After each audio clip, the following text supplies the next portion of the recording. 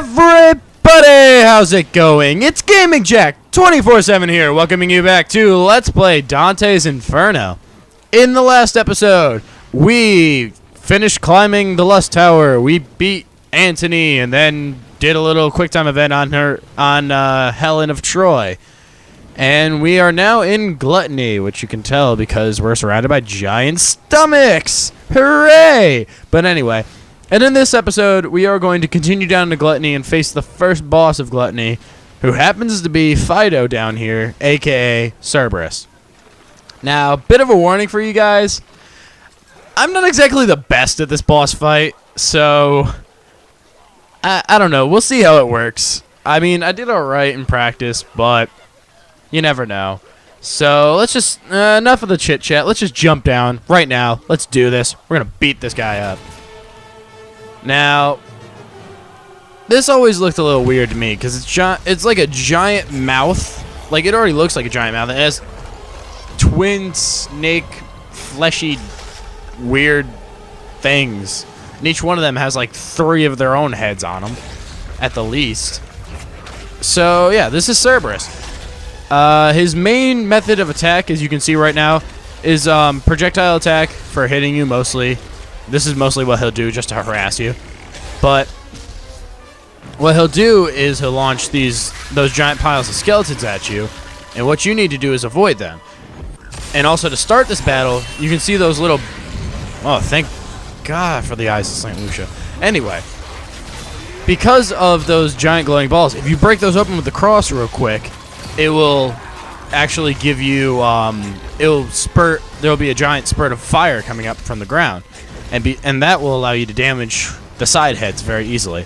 Now that's how you have to damage the side heads, and eventually you'll use that same method for the middle head, although you'll be able to aim it multiple different directions since technically the right head will only go right, the left head only goes to the left, and I just got smacked twice there because I'm a little bitch. But anyway, let's go over here, let's break this open, let's lure the snake head in, and we got it. That was pretty much textbook how you're supposed to fight this boss here. Also note, if you try and hit anything besides the jaw, you'll notice your hit counter doesn't go up. That's because it doesn't count. It only counts if... Ow. Also note, the AI in this game is very interesting because as they're shooting these giant balls of like dead people at you, they will always shoot it in the direction you're going to be, not in the place you currently are. So, it always makes you stay on your toes. You have to be moving around at all times. Otherwise, it can catch you off guard very easily. And it'll stop you from busting open one of the things or whatnot. Alright, so as you can see, each head takes about 2 sets of the fireball weakening to the attack. And then you get this little mini cutscene where Dante just goes ape shit and cuts this guy's head off. Because, you know, that's just awesome. I mean, come on. And if you notice, he doesn't actually cleanly cut it all the way through, like straight through the middle. As you can see, like if you look on the stem over there, there's still like the middle area of its head, like what would be the esophagus of that head, is still technically just sitting right there. So I just like pointing that out. I always thought it was interesting. So let's try and draw. There we go, and we drew him in. Somehow, I don't know why. I've always been better at drawing in the left head than the right, but I don't know how. It just works. Just don't question it. Don't question it. There we go. And we got the second head to fall down. Another QuickTime event. Same exact thing, just on the other side. That's another thing I really like about this weapon. Just the scythe in general is very versatile. It can be a scythe. It can be an arm blade. It does a lot of different things. Ooh, we got Charon's Ore to upgrade. And, yeah, overall, I just love this weapon. It's so much fun to use. I mean, I have said before that I do prefer the cross in this game, only because, if you notice, I can get a lot of hits off at a range, and I don't have to worry about much. And that's why I like it just a little bit more. Yeah, so since Cerberus is down to 1 head, it'll start rapidly firing its shots at you. So that's why you have to really be on your toes for that one section. Because it'll do that more often than not. So pretty much this entire section is just stand, wait for him to shoot, and then hit the right stick. That's the easiest way to beat the last head. I almost got hit there, and that was really close. Come on. You should fall already. I almost ran directly into one on accident. Come on, come on. Oh, tanked the hit, but we fried it. All right. Here we go. Last part of the battle, and we get eaten. Game over. Sorry, guys. That's the end of the episode.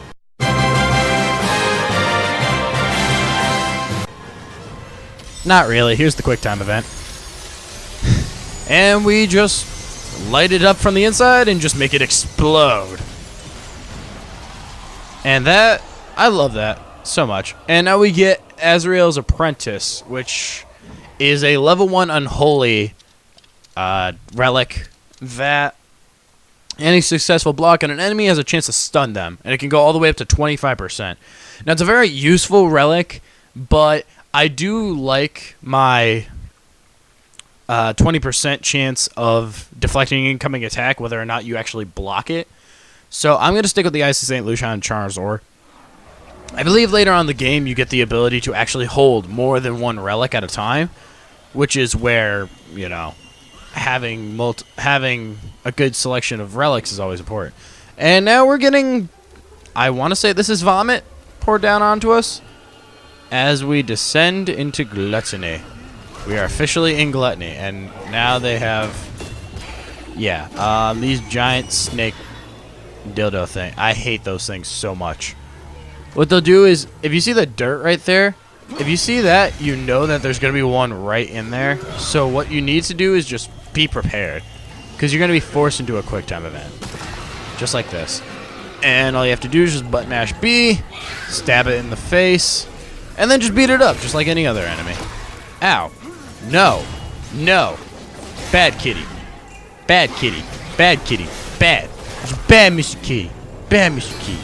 Anyway, enough with my little very, very bad Cartman reference. But, okay, and we get another piece of silver. We are up to 7 out of 30 on that one. I think I'm going to throw a little... No, I'm not creative enough to make up a counter, so when I get a little bit better at video editing, I'll start putting counters in my videos, especially ones like these where you have a bunch of collectibles.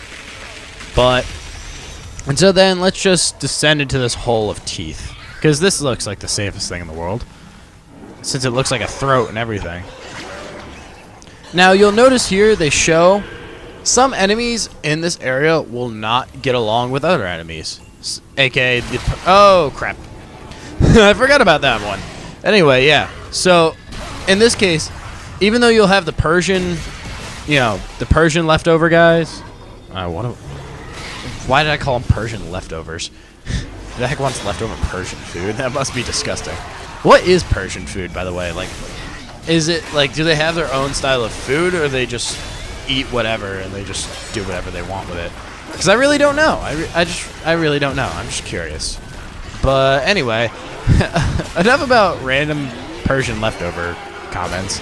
Let's just continue to beat the ever-living crap out of everyone and anything around us. And you'll notice from time to time, you don't have to activate the snakes on their own anymore, because the Persian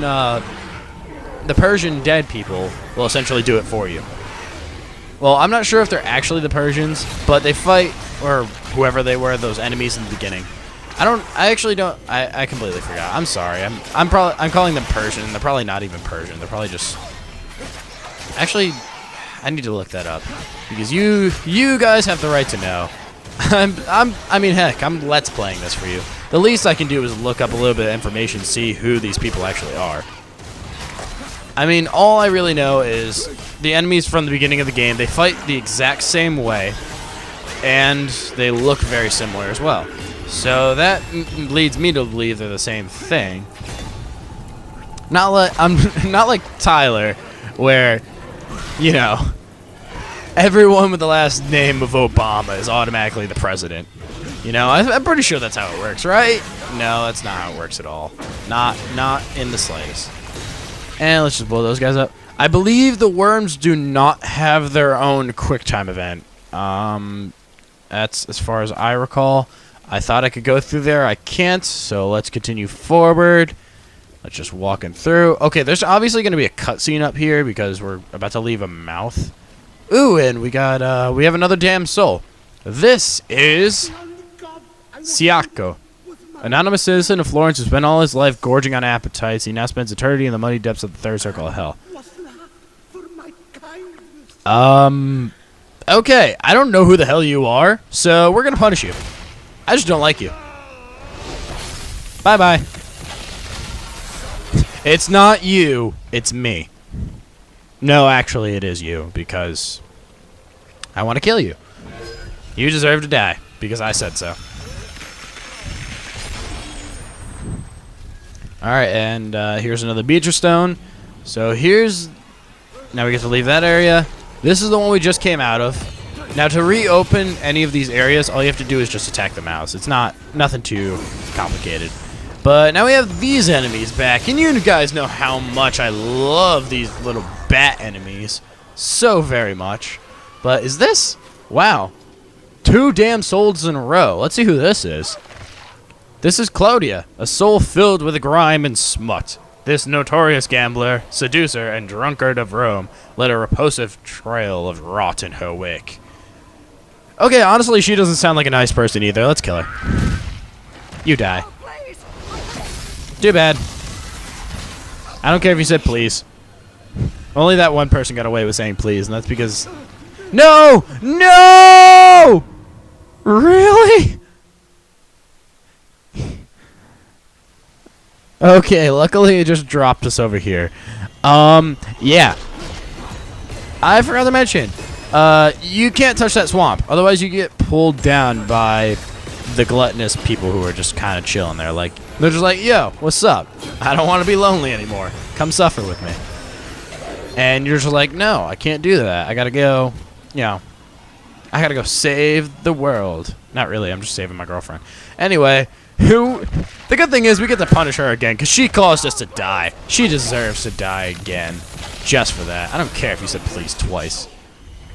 Yeah, I know.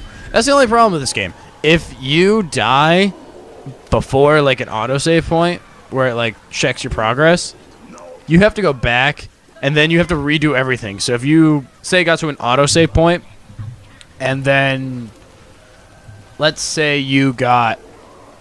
How do I describe this? Let's say you did, you got like 2 damn souls and 3 pieces of silver somehow. If you die and then go back to your autosave point, you won't get that. So you have to do all that over again. And actually, we're coming up on about, I kind of want to cut these episodes down a little bit more because I've noticed that I know obviously you guys don't have like 20 minutes straight to watch an episode, so I want to cut these down as much as possible. So you know what we're going to do? We're going to just talk to Virgil real quick right here, and this will be the end of the episode, okay? So here we go. What these shades could not satisfy in life, in death they shall be denied for eternity. That's some pretty deep stuff right there from Virgil. Anyways, I'm going to call it an episode right here. So... in the next episode, we will continue through gluttony and hopefully, you know, get somewhere and stop crawling through people's mouths because this is just disgusting. But anyways, thank you all so very much for watching this video. If you like the video, please leave a like. If you really like it, consider subscribing if you haven't done that already. And until the next time, guys and girls, this has been Gaming Jack 24/7 here, reminding you to just have a nice day. And I will see you in the next one. Bye.